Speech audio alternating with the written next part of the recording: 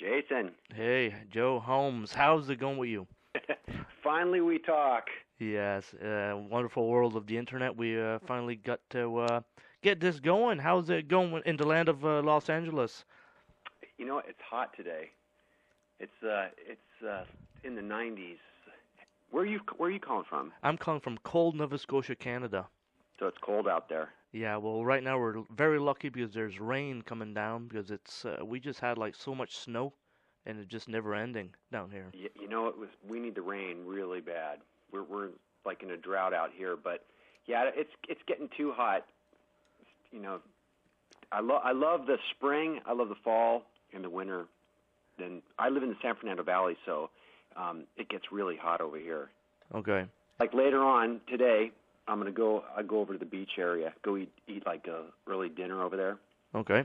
Take my daughter and stuff. We go over there. It's only like 20 miles from here, so it's really it's a great thing to go do. Excellent stuff. And we've seen on the internet, California droughts. That's not too good when you see that on the Yeah, internet. I know. It's really we need rain. I take your rain up there Well, we'll pass you some for sure. because we get huge water bills out here. I can only imagine. Wow. Oh God. Let's begin here with Yeah. the great Joe Holmes on guitar. The stuff you do these days and always is incredible.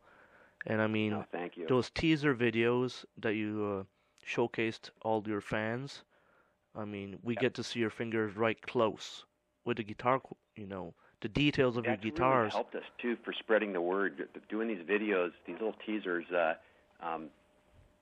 As we're in the studio, has been just such a great thing. I've got my friend. He works over at Disney, Terry Mays, and he comes down and shoots us, and it's really it's a cool thing.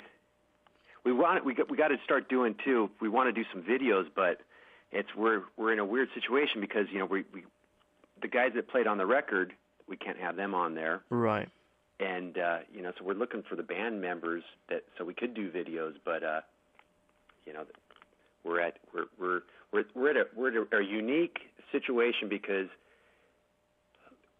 we're looking for these guys, and a lot of people. There's been some cool people that have sent us stuff, but still we haven't found the right match.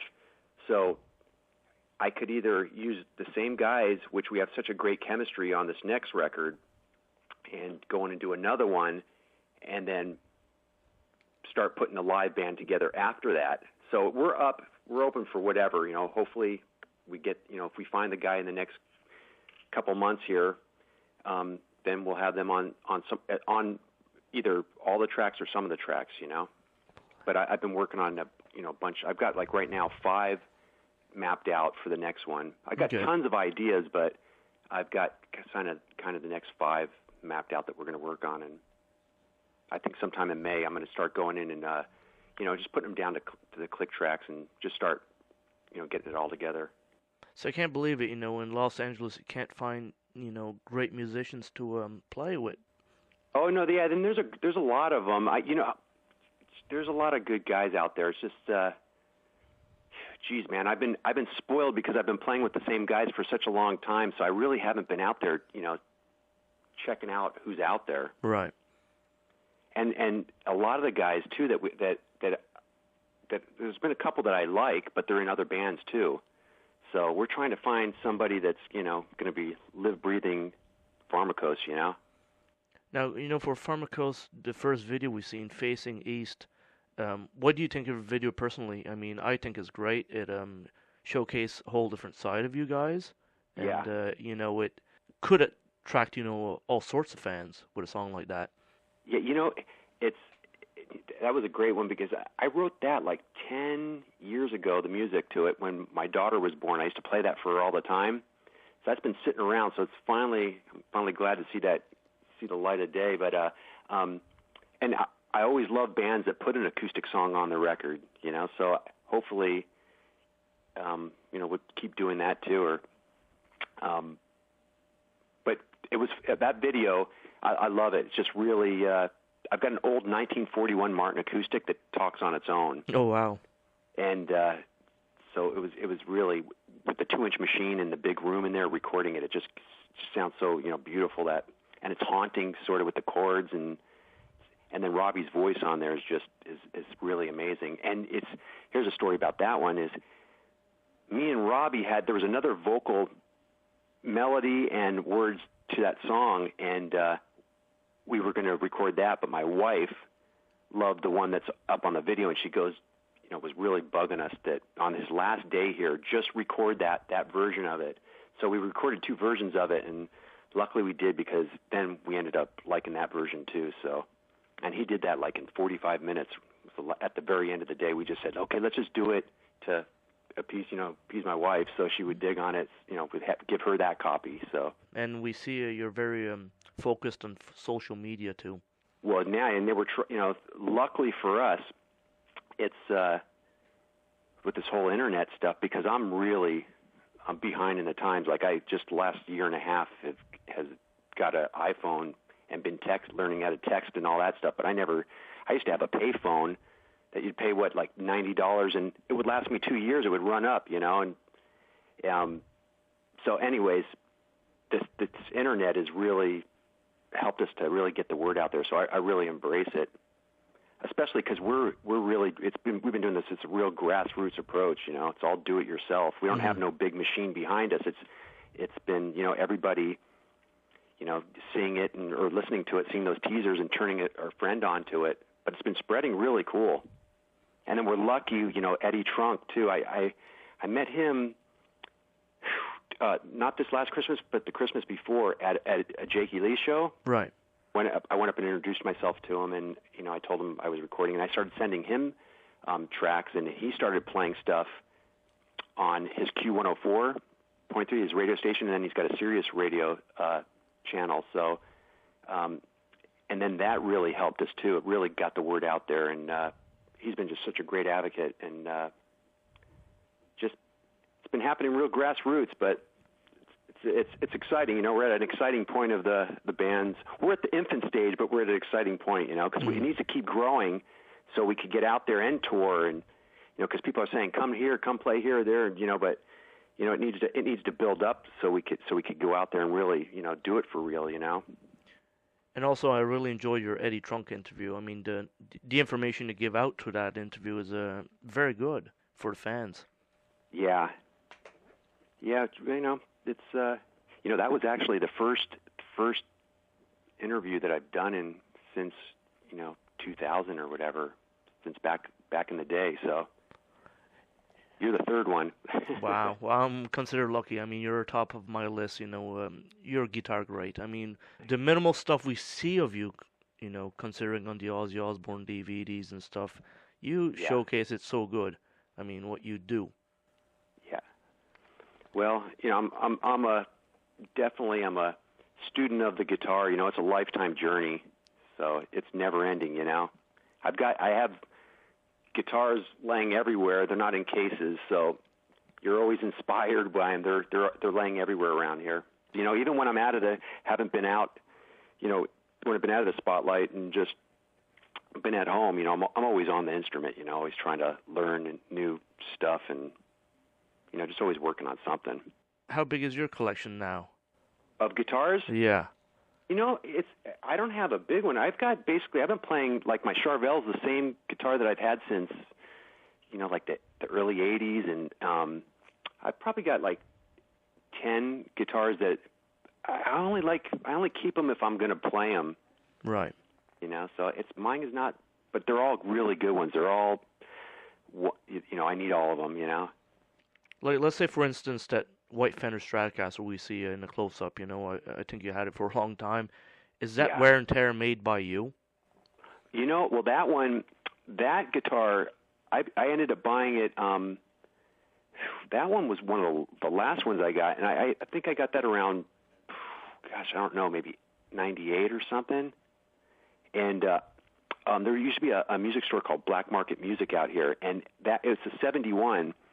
And it was real beat up when I got it. I mean, it had to be put back together, basically, which was cool because then I get to do all the little things to it. Because now if you bought a brand new, or if you bought a used old 70s Strat, there's so much money anyways, and you don't want to beat them up. So the other one, though, the we call it the fork, but you know that the one that the paint's off. Right. That one, the paint used to always be on it, but the lacquer or something on that was really thin. So when you'd sweat and when they'd wipe that thing down, and I used to use live always the copper picks. Okay. The Dunlop 10s. They're I think they were Dunlop, right? I don't even know if they're Dunlop. I'm trying to think. I'm not sure, actually. Who made them, but they were the copper ones. Anyways, the upstrokes or whatever, we'd start like a scratch on the body, and then from there, when they'd wipe it down, it just kept on, disintegrating. And then one time before a show, I call it the fork because one time before a show, I'm sitting there warming up, and then Ozzy took a fork to part of it, but it was already beat up, Mm-hmm. So, anyways, that's that one. That one I recorded most of the record on too. That one, it's a really light one. It's a 73, and just really light. And I've got a pickup in there I use the Jackson J80 pickups, but that one in that guitar, Dan Armstrong tweaked it. So it sounds really good. So I'm real spoiled with that. That's like a security blanket, That's the one to go to all the time. My Les Pauls too. I have a great 74 custom. Wow. That I love, and then I have a gold top of 68 that I have too, that I got as a gift from Ozzy years ago, like in '96ish. That has old PAS from the '50s in it too, so it's really it's a real woody, earthy sounding guitar. Now that old Les Paul custom here, 1974, ain't that kind of like the same year Randy Rhoads got his Les Paul?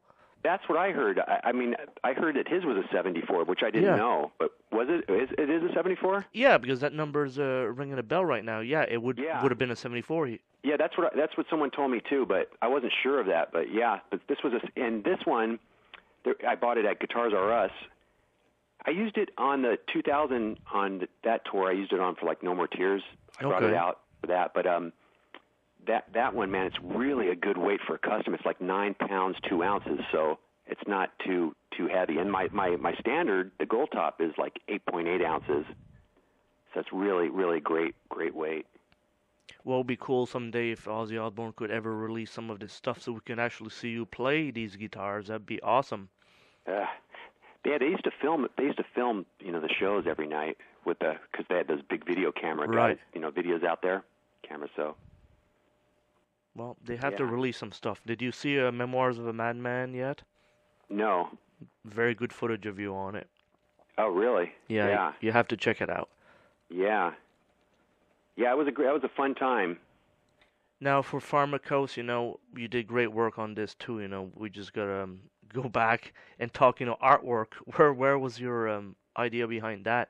It's very different. Artwork.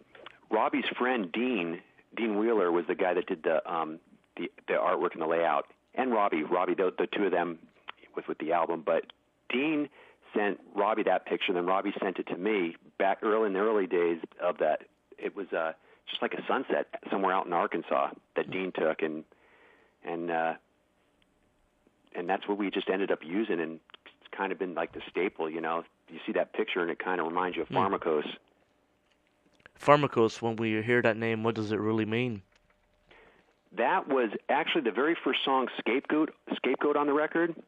It was called Farmikos, which Farmikos is a scapegoat. Okay. There's a few meanings for it, and it was spelt different. PH started with a PH, and I would always see it on the, Robbie would send it over on the computer to me. So I'd always see Farmikos. I liked the way it sounded, but didn't like the way it looked. So just started changing the letters around and came up with Farmikos. So it's I don't know, not really that much of a meaning behind it. And when we were looking for the band names, so many of them are already taken. You'll think of something that's just taken, and so this one went real fast. We just picked it and just went with it. Well, it's a cool name, and it stands out by itself. When you look at it, it can represent plenty of genres of music as well. Yeah, and I like Farm, the homegrown, just kind of even the whole approach that we did with recording this. It was recorded on 2-inch. It just happened it really happened naturally. You know what's amazing is, you know, when you listen to it, it sounds like we just did it in, you know, one recording session, like it was 6 weeks blocked out or 2 months of blocking out a studio, and that was done over. It was really done over, you know, since 2000 and, probably 2003-ish, 4-ish of me going in the studio.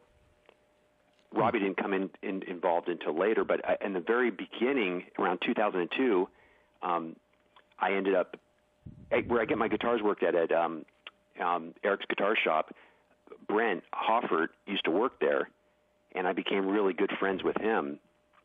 And he used to come over all the time, and so I ended up talking him into, hey, why don't you try singing? Because he's just really like a real well-read guy, real deep, you know, with his lyrics and stuff. And so anyways, we started finishing these songs, and I had a bunch of ideas, and he would come over after work, and we were spitting them out really quick. And so anyways, it started recording all these sessions from back then, and then me and Robbie have been together probably about, it's probably like 3 years now. Okay. He's been out here three times, probably like a week to 2 weeks, sometimes right around 2 weeks each time. And but out of all these different recording sessions that went on, and having the different, you know, like Robert coming in and playing, and different bass players, and the drummers, Brooks Wackerman played the drums on him, except for we had 2 songs that Ken Schock played on, and Robert played, I think, a bass on like 7 of them. And anyways, when it got, you know, when you listen to it now, you can't tell that it was a bunch of different sessions, you know. Mm-hmm. True. Sounds like it's the same, you know, like we would get my amps set up. I'd hook up, you know, my amps, and we'd usually record like in 5 minutes. We were recording the guitars, but it really consistent, you know, the whole record. And when we look at your amps, you know, you just shared a picture of Terriff, you know, back in the day with walls of Marshalls. Oh yeah. I mean, were they yours? That was very over the top, that one. I like it. Oh man, no, there was. I mean, actually, you can't even see all of them. There was like 26 Marshall heads, and it was like Friday the 13th, I think, that gig. So, and the singer was like, "Let's get 13 Marshall stacks," and double-headed it. So we borrowed from everybody we knew, which was kind of dangerous, anyways, because you know you could have lost some of those, or someone could have stolen them. You know, how do you keep track of that many? True. But when you walked into that country club that day, it was kabam. It was pretty impressive, massive. But yeah, I've had my same. I've got 5 Marshall heads that you know Jose Arellano. No, I'm not sure who that is. You know who he was? He's passed away in the geez, it's been a while now, like the 90s. Okay. But he was older in his 70s when he passed away. But he did like Eddie's amps and worked on a lot of people's amps. And he beefed my heads, which they're beefed, but they're not all preamped out. They just sound like ballsy Marshalls. And so I have 5 of those. And on the recording, my main favorite head that I never changed the tubes in on Scapegoat, right before the solo, it goes, you'll hear this noise right before the solo. Right. And that was after, I did the David Lee Roth tours, just all the bands I was in, the Ozzy tours, and I always loved the way the head sounded, so I never wanted to change the tubes, but the tubes actually, they blew up or arced. The studio guy thought they caught on fire, but it wasn't. It actually just was them. They arced so red that it lit the room up. And on the beginning of Scapegoat, you'll hear it does that. And then, so we ended up, I had another head there, and I was thinking, oh, geez, I'll just go get that one fixed and then come back and cut the solo. So we ended up going down the street, getting some coffee, came back up, and I hooked up this other head. And they all sound great, but I always favor this one that I have. And, threw down a rhythm behind it and threw that solo down really quick. But if you listen to it right before the solo, you'll hear that, and that's the heads. After all those years, the tubes finally just had enough, you know. So after all of that time, they just let go right before in that recording. Incredible. Yeah, but you know, but the thing is the head sounds better. I should have changed the tubes years ago, anyways. I used the old Siemens, the EL34s. Okay. So I always search for like the new old stock with the tubes. But yeah, so that was that. But head sounds great with these newer tubes. So you're saying that if you would have changed those tubes back in the day, your amp would have been even better? Oh well, I mean, they still had the characteristics, but it just had when we did change them, just they're really juicy and a lot of life in them, you know. So I always thought that if you change the tubes, it was going to make the amp sound, you know, it wasn't going to be the same, but it actually was, if not a little bit better, you know. Interesting. Yeah.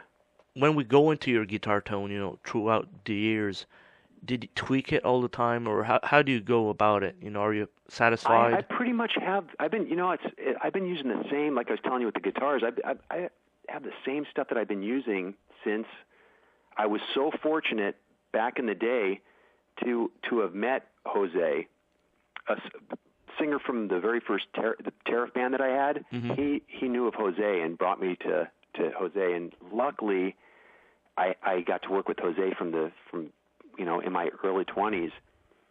So, you know, I pretty much set him up. I've been using the same setup. I use a Lexicon PCM 41. Do you know what those are? Not by detail. It's like no. a delay, but there's also like a little dB boost in the back. Right. Okay. So I hit that. You know, sometimes like today I'm playing through an amp that I'm not using the Lexicon, but on a lot of the recordings I had the Lexicon for this album. I had the Lexicon going through the effects loop in the back, so I use a dB boost on that, and it just boosts it a little bit, gives a little more presence and life to it. So I've been using that, and then and I've always used the old 25-watt Celestians. Okay. The green backs, and I've got black backs or whatever, but I've always have been using those, and for me, it's pretty simple setup. I use a Mutron flanger. Mm-hmm. Do you know that one? I never heard of that one. The old Mutron flangers, man, that thing has been like my little secret weapon. I love that. I love the way that thing just responds with my amps and stuff. So it's real psychedelic. So I use that on whenever you hear like the little chorusy flange type of parts. I would click that on, and I've got a couple old Octavias, Tycho Brahe Octavias. Okay, wow. But I don't, the end of Sound of My Gun, we left it on and just went for a while on that thing, and it was like, picture like if you're surfing. I'm not a surfer, but I always go, like today, I'll go watch the surfers. But you're watching them catch these waves, and they're just riding this wave, and then they're cutting in and out, and I tried to do with that. I was weaving in and out of that track going out, and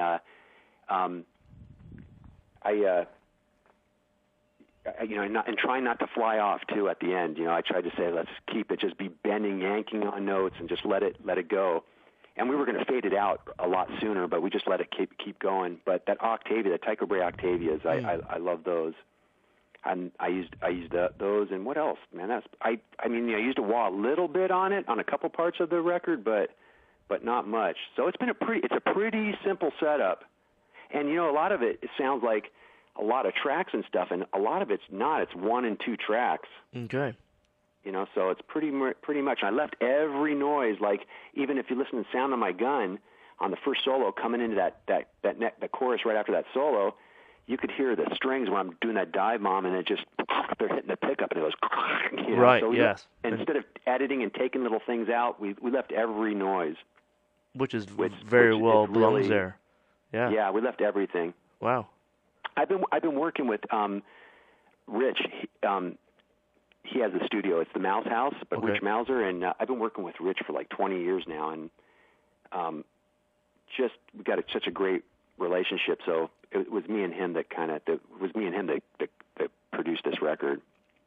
Like even this next, I can't wait to do the next batch because we're really in the zone with it, and it's good because there's not been that much time, since the last one. So if we start recording some more stuff in the summertime, and I don't know when we'll release it because I want to let this one still's got to get out there and spread around. You know, it's still got a lot. You know, of a lot course. more. You know, we just got to let it go for a while longer. But anyways, we get in there. Not too much time will have been in between the recording sessions, so we'll get in there and really attack it sooner too, like the recording sessions. Yeah. Everybody do their homework, get the drums and bass in there, and then get Robbie out here and record it. And Joe, did the Guitar World magazine get a hold of you guys yet? You know, to feature some of your stuff? No, we don't have. It's been just us. We haven't, we really haven't contacted, or they haven't contacted us either yet. Because some people have to see this. It's yeah, as you know, it's like people are joining our Facebook page. Every day, one or two new ones. It's like sometimes anywhere from 50 to 100 a week. So it's people are just discovering it, and it's really it's cool because then they turn it on to their friends. So yeah, right. if anyone digs on it, they just got to spread the word. That's how it's going to happen with this. Organically. We've been getting calls from labels, but I don't know if we really need to be on a label unless we're really going to offer something different than the way we're doing it right now. Because there's no record stores or anything out there. True. So it's just a different time. I don't want to take much more of your time since it's Friday as well, and I'm sure you're very busy, but I really enjoyed you taking the time to talk to me and musiclegends.ca. Incredible stuff. We could keep on talking forever here, never ending. Yep. Yeah, well, we'll keep in touch.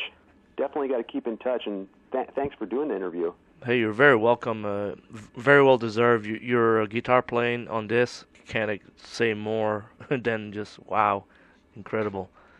Well, thanks. Yeah, thanks a lot. I really appreciate it. Very good inspiration for a lot of people, I'm sure, and I'm just going to promote your stuff.